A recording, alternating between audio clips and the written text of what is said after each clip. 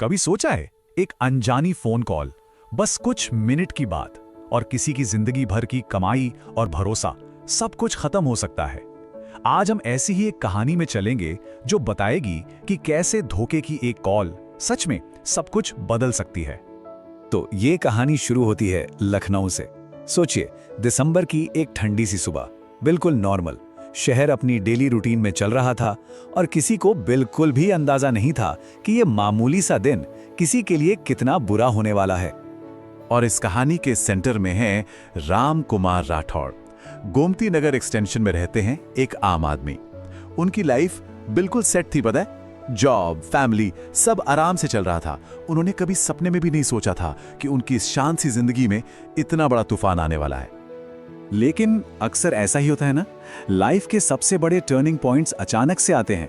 और राम कुमार के लिए वो टर्निंग पॉइंट था एक फोन कॉल। हाँ, एक ऐसी अनजान कॉल जो उनकी नॉर्मल सी दुनिया को हमेशा के लिए बदलने वाली थी। ट्रिंग ट्रिंग, फोन बजता है। स्क्रीन पर एक अननोन नंबर फ्लैश हो रहा है। हम लोग अक्सर ऐसे कॉल्स इग्नोर कर देते हैं ना, लेकिन राम कुमार ने फोन उठा लिया। और बस यही वो मोमेंट था जहां से धोखे का पूरा खेल शुरू हुआ।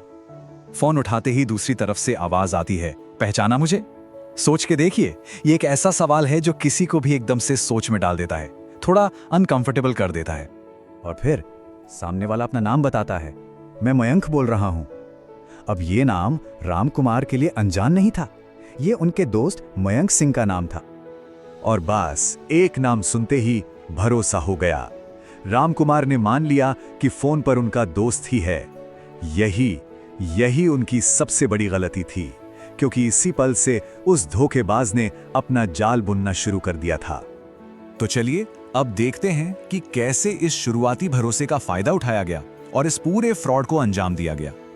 कॉलर की रिक्वेस्ट देखिए कितनी सिंपल लगती है। भाई, मैं तुम्हारे अकाउंट में पैसे भेज रहा हूं, बस जो नंबर दूं उस पर ट्रांसफर कर देना। एक दोस्त दूसरे से हेल्प मांग रहा है, ऐसे में कोई भी आसानी से मदद के लिए तैयार हो ही जाएगा। और इस धोखे को बिल्कुल असली बनाने के लिए स्कैमर ने एक बहुत चालाक मूव चला। राम कुमार के फोन पर पैसे क्रेडिट होने का एक फेक एसएमएस आ गया, और बस यही वो सबूत था जिसने उनके दिमाग से सारे शक निकाल दिए। तो स्कैमर का तरीका देखिए कितना क्लियर था। स्टेप 1, दोस्त बनकर भरोसा जीतो। स्टेप 2, नकली एसएमएस से उस भरोसे को पक्का कर दो। और स्टेप 3, इतना प्रेशर बनाओ, इतनी जल्दी मचाओ कि सामने वाले को सोचने का मौका ही ना मिले। इसी भरोसे और प्रेशर में आकर राम कुमार ने वही किया जो वो स्कैमर चाहता था।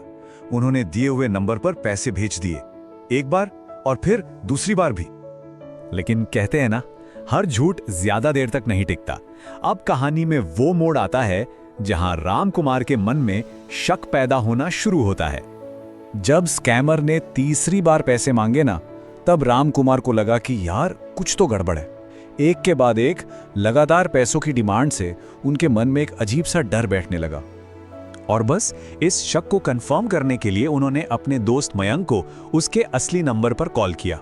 दूसरी तरफ से जो जवाब मिला उसने तो उनके होश ही उड़ा दिए। भाई, मैंने तुम्हें कोई कॉल नहीं किया। और उस एक पल में सब कुछ शीशे की तरह साफ हो गया। उन्हें रियलाइज हुआ कि वो एक बहुत ही सोची समझी ऑनलाइन फ्रॉड का शिकार हो चुके हैं।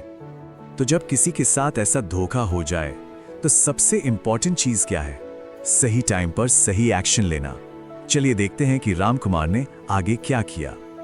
ये नंबर प्लीज इसको नोट कर लीजिए, 1930। ये साइबर क्राइम हेल्पलाइन नंबर है। जैसे ही राम कुमार को धोखे का एहसास हुआ, उन्होंने एक सेकंड भी वेस्ट नहीं किया और इसी नंबर पे कॉल किया। तो उनके स्टेप्स बिल्कुल क्लियर थे। सबसे पहले 1930 पर तुरंत कॉल, फिर साइबर क्राइम यूनिट में कंप्लेंट फाइल की, और उसके बाद पुलिस स्टेशन में जाकर एक रिटर्न एप्लीकेशन भी दी। ये तीनों स्टेप्स बहुत जरूरी हैं। लेकिन इस पूरे इंसिडेंट का असर सिर्फ पैसों के नुकसान तक नहीं था। इसकी एक इमोशनल कीमत भी थी, जो शायद पैसों से कहीं ज्यादा थी।